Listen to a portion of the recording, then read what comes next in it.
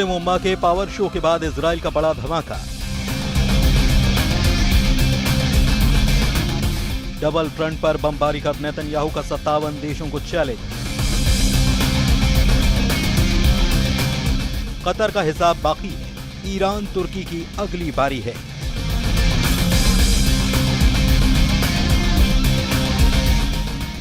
सितंबर अरब की नेटो से ट्रंप का एनकाउंटर।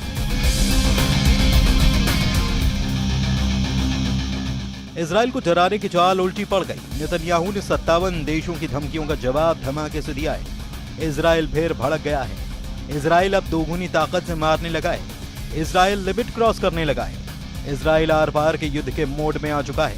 इजराइल ने 4 एंड फाइनल की तारीख भी तय कर ली है। इजराइल के प्लान पर ट्रंप की मोहर लगते ही अरब वर्ल्ड में बारूदी बवंडर उठेगा, कई देश जलेंगे। नेतन्याहू ने क्लियर कट कहा है कि हमास का साथ दे रहे देशों को बर्बादी झेलनी होगी, जिसमें कतर भी है, तुर्की भी है, ईरान भी है और सीरिया भी है। कतर को नेतन्याहू अब भी बख्शने को तैयार नहीं है, जबकि ट्रंप ने ये गारंटी ली कि कतर पर दोबारा हमला नहीं होगा। आखिर कतर से इजराइल कट्टर दुश्मनी निभाने पर क्यों तुल गया? क्यों कतर का एक एक कदम नेतन्याहू का दिमाग गर्म करता जा रहा है? इजराइल के हमले के बाद जिस तरह से कतर ने मुस्लिम देशों की लामबंदी की, जिस तरह से इस्लामिक शिखर सम्मेलन से इजराइल को एटमी धमकियां दी गई, जिस तरह से कतर के अमीर जॉर्डन पहुंचे, वो इजराइल को नागवार गुजर रहा है। कतर के अमीर शेख तमीम बिन हमद अल थानी ने जॉर्डन के किंग अब्दुल्ला II और क्राउन प्रिंस हुसैन अब्दुल्ला से मुलाकात की है। जॉर्डन खाड़ी का अकेला देश है जिसे इजराइल का हिमायती माना जाता है, लेकिन अब कतर ने जॉर्डन को अपने पाले में लाने की कोशिश शुरू कर दी है। खाड़ी में जॉर्डन इजराइल का इकलौता कवच कहा जाता है। जब भी इजराइल पर हमला हुआ, जॉर्डन ढाल बना। अप्रैल 2024 में जब ईरान ने इजराइल पर मिसाइलों की बौछार की, तब किंग अब्दुल्ला ने अपनी एयरफोर्स इजराइल को बचाने में लगा दी। अब उसी जॉर्डन को कतर के अरब के नेटो में शामिल करवाने की कोशिश की जा रही है। जाहिर है कि नेतन्याहू यह कतई बर्दाश्त नहीं कर सकते, इसलिए उन्होंने कतर पर दोबारा हमले से इनकार नहीं किया। नेतन्याहू ने यह भी साफ किया कि इजराइल सभी फ्रंट पर दुश्मन के खात्मे तक बारूद बरसाता रहेगा। गजा से सना तक बारूदी कोहराम मचा है। इजराइल दुश्मनों को मातम मनाने का मौका भी नहीं दे रहा। यमन के सना में जब हूथी लड़ाके 30 ताबूतों के साथ गम में डूबे थे, जब अंतिम संस्कार हो रहा था, तभी इजराइल ने हमले का सेकंड राउंड शुरू कर दिया। हूथी फाइटर्स के चीथड़े उड़ाने के लिए इजराइल ने मिसाइलों की बौछार कर दी। हमला हूथी लड़ाकों के गढ़ कहे जाने वाले होदेदा पोर्ट पर हुआ। इजरायली सेना ने भीषण बमबारी कर बंदरगाह को जला डाला। यमन से अब दूसरे वॉर जोन में चलिए। गजा में टैंक दौड़ रहे हैं, बारूदी गोला दाग रहे हैं। हर तरफ सिर्फ मौत ही मौत है, और जो लोग टैंक की मार से बच रहे हैं, इजराइल उन्हें जंगी जेट से मिसाइल दाग कर भस्म कर दे रहा है। सिर्फ 24 घंटे में इजराइल ने गजा से 4 लाख लोगों को खदेड़ कर बाहर कर दिया। इजराइल ने गजा सिटी में ग्राउंड ऑपरेशन यानी कि जमीनी हमले से हाहाकार मचा दिया है। इजराइल का मकसद गजा सिटी के उन इलाकों में घुसना है जहां पर हमास के कब्जे में अब भी कई बंधक होने की आशंका है। ये वो इलाके हैं जहां अब तक इजरायली सेना ने बड़े पैमाने पर कार्रवाई नहीं की थी, लेकिन जब से ट्रंप ने नेतन्याहू को फ्री हैंड दिया है, तब से गजा बारूदी कब्रिस्तान में बदल गया है। इजराइल के हवाई हमले से गजा में फोन लाइन और इंटरनेट ठप होने की जानकारी है। गजा में करीब 21 लाख लोग हैं। इजराइल ने गजा के 75% इलाके पर पहले से कंट्रोल कर रखा है। फिलहाल गजा में हमास के पास 50 बंधक हैं। अनुमान है कि इसमें 20 बंधक अब भी जिंदा हैं, जबकि 28 मारे जा चुके हैं। इजराइल बंधकों की रिहाई के लिए अब देर करने के लिए तैयार नहीं है। इजराइल ने पिछले महीने यानी अगस्त में गजा सिटी पर कब्जा करने की प्लानिंग को मंजूरी दी थी। इसके तहत करीब 60,000 रिजर्व सैनिकों को वॉर जोन में बुलाने के आदेश जारी किए गए थे। प्लान के मुताबिक गजा सिटी पर कब्जे के अभियान के लिए कुल 1.30 लाख सैनिकों की तैनाती की गई। पहली खेप में 2 सितंबर को करीब 40-50 हजार सैनिक फ्रंट पर भेजे गए। दूसरी खेप नवंबर, दिसंबर और तीसरी फरवरी, मार्च 2026 में जरूरत पड़ने पर बुलाई जाएगी। नेतन्याहू ने इस मिशन को गिदोन्स चैरियट्स भी नाम दिया है। गजा युद्ध का फैसला करीब करीब फाइनल है। हमास के बचने की कोई उम्मीद नजर नहीं आती, क्योंकि प्रेसिडेंट ट्रंप ऐसा ही चाहते हैं। ट्रंप ने 29 सितंबर को नेतन्याहू को एक बार फिर से तलब किया है। व्हाइट हाउस में ट्रंप और नेतन्याहू की मीटिंग बंधक रिहाई के साथ कतर पर भी होगी। नेतन्याहू संयुक्त राष्ट्र महासभा में संबोधन के 3 दिन बाद ट्रंप से मिलेंगे। नेतन्याहू को प्रेसिडेंट ट्रंप ने फोन कॉल कर मुलाकात के लिए कहा है। ट्रंप के दूसरे कार्यकाल की शुरुआत के बाद से व्हाइट हाउस में नेतन्याहू के साथ उनकी ये चौथी मुलाकात होगी।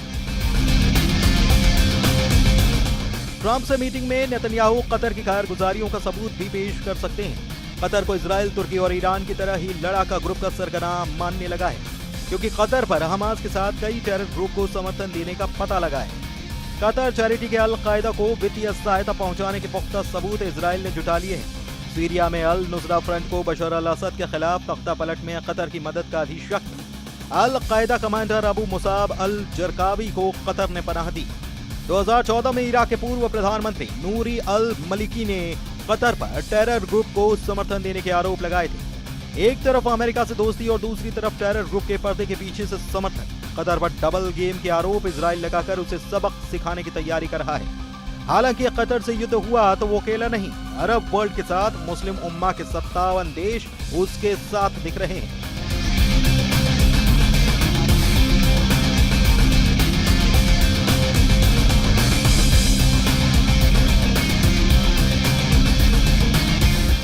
आर्थिक रूप से मजबूत अरब देश कहा जाने वाला कतर है तो बहुत छोटा, लेकिन हथियारों के मामले में सबसे बेहतरीन वेपन सिस्टम से लैस है। कतर के पास 36 रफाल फाइटर जेट हैं। कतर के पास 24 यूरो फाइटर टाइफून जेट हैं। कतर के पास 37 F-15 ईगल लड़ाकू विमान हैं। और ये ताकत कतर को अरब देशों में सबसे ज्यादा मजबूत एयरपोर्ट्स भी बनाती है। लेकिन सवाल वही कि क्या कतर इजराइल को जवाब देगा या फिर वो शुरुआती रिएक्शन के बाद खामोश बैठ जाएगा। इजराइल ने हमला करके दिखा दिया कि उसके दुश्मनों के लिए कोई जगह सुरक्षित नहीं। ऐसे में अब इजराइल के एक्शन ने तुर्की के लिए बड़ा खतरा पैदा कर दिया है, क्योंकि तुर्की भी हमास के बड़े मददगार देशों में शामिल है। एक बार फिर से सवाल कि ईरान, यमन और लेबनान से लड़ने के बाद इजराइल के टारगेट पर पूरा अरब वर्ल्ड आ गया है। और अब इस युद्ध में बाकी अरब देश भी क्या कूदेंगे, क्योंकि सऊदी अरब ने भी कह दिया है कि वो कतर के साथ खड़ा है और कतर के लिए वो अपनी पूरी ताकत का इस्तेमाल करेगा।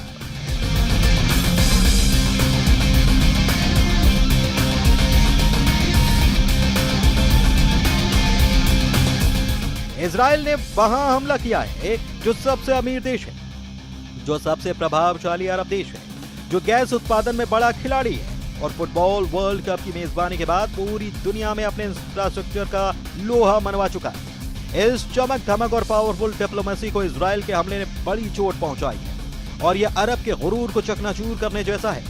इसलिए पूरा अरब वर्ल्ड नाम के लिए ही सही और इस वक्त कतर के साथ कंधा से कंधा मिलाकर खड़ा हुआ नजर आ रहा है। सऊदी अरब ने कहा है कि इजराइल को बहुत ही खतरनाक अंजाम भुगतना पड़ेगा, क्योंकि इजराइल ने अंतर्राष्ट्रीय कानून तोड़ने की हद पार कर दी है। इससे पूरे पश्चिम एशिया की सुरक्षा को खतरा हो चुका है। ऐसे में लग रहा है कि इजराइल और सऊदी अरब के बीच अब्राहम अकॉर्ड की सभी उम्मीदें खत्म हो सकती हैं, जबकि सऊदी अरब के क्राउन प्रिंस मोहम्मद बिन सलमान कह चुके हैं कि इजराइल के साथ तब तक कोई बातचीत नहीं होगी जब तक कि गजा में युद्ध खत्म नहीं हो जाता। लेकिन अब कतर में धमाकों ने रियाद में सबको अलर्ट कर दिया है। लेकिन इजराइल के साथ अब्राहम अकॉर्ड वाली संधि करने वाली यूएई ने भी इजराइल की आलोचना की है। संयुक्त अरब अमीरात ने कहा है कि वो कतर के साथ खड़ा है। इजराइल के हमले को यूएई ने विश्वासघाती बताया। कुवैत ने भी कहा कि कतर पर इजराइल का हमला अंतर्राष्ट्रीय कानूनों की धज्जियां उड़ाने जैसा है और इससे पूरे पश्चिम एशिया में आग लग सकती है। जॉर्डन, जिसके साथ इजराइल के डिप्लोमेटिक रिश्ते हैं, उसने भी कहा कि वो कतर के साथ खड़ा है और कतर जो भी कदम उठाएगा वो उसका समर्थन करेगा। इसमें कोई शक नहीं कि कतर में धमाकों वाले मिशन को अंजाम देकर इजराइल ने पूरे अरब वर्ल्ड की एकजुटता को टेस्ट कर लिया है। क्या हमास को टारगेट करने के लिए किए गए धमाकों का अरबी गुरूर मजबूती से जवाब देगा, या कुछ दिनों के तनाव के बाद सब कुछ ठंडा हो जाएगा? कतर पर इजराइल का हमला इसलिए भी पूरे अरब वर्ल्ड का बहुत बड़ा इम्तिहान है, क्योंकि ऐसे ही हमले के बाद ईरान ने इजराइल के खिलाफ ऑपरेशन ट्रू प्रॉमिस चलाया था। दुनिया ने ऑपरेशन ट्रू प्रॉमिस का पहला संस्करण 13 अप्रैल 2024 को देखा था, जब ईरान ने सीरिया में अपने दूतावास पर हुए हमले का बदला लेने के लिए 170 ड्रोन और 30 मिसाइल इजराइल पर फायर की थी। और ईरान ने ऐसा दूतावास पर हमले के 13 दिन के बाद किया था। इसके बाद ऑपरेशन ट्रू प्रॉमिस का दूसरा पार्ट 1 अक्टूबर 2024 को देखा गया, जब ईरान ने हमास चीफ इस्माइल हनिया और हिजबुल्लाह चीफ हसन नसरल्लाह के मर्डर का बदला लिया था। 31 जुलाई 2024 को हनिया को तेहरान में ही मारा गया था, जबकि हसन नसरल्लाह को मारने के लिए इजराइल ने 27 सितंबर को बैरूत में बमबारी की थी। इसका बदला लेने के लिए ईरान 1 अक्टूबर 2024 को 200 बैलिस्टिक मिसाइल से इजराइल पर हमला बोला था। इसके बाद जून में हुई जंग से तो पूरी दुनिया वाकिफ है, जब अली खामनेई ने ऑपरेशन ट्रू प्रॉमिस का तीसरा दौर शुरू करके बता दिया था कि पूरे पश्चिम एशिया में इजराइल को टक्कर देने वाली सबसे बड़ी ताकत ईरान ही है। ईरान के रक्षा मंत्री ने कहा है कि 12 दिन के युद्ध के बाद ईरान अब डबल ताकत के साथ युद्ध लड़ने के लिए तैयार है। अजीज नासिर ज़ादे के मुताबिक ईरान की मिसाइल पावर 2 गुना बढ़ा दी गई है। ईरान को लेकर बड़ी खबर इजराइल के मीडिया में छप रही है। खबर यह कि ईरान ने अब दूसरे देशों में हथियार की फैक्ट्री बनानी शुरू कर दी है। हालांकि किस देश में इसका जिक्र नहीं किया गया है, लेकिन असल बात यह है कि होगा वही जो सुपर पावर तय करेगा। व्हाइट हाउस से मिले इशारे पर इजराइल हमले करता है। सुपर पावर के हथियारों से इजराइल युद्ध जीतता है और 29 सितंबर की तारीख इसलिए बेहद अहम है।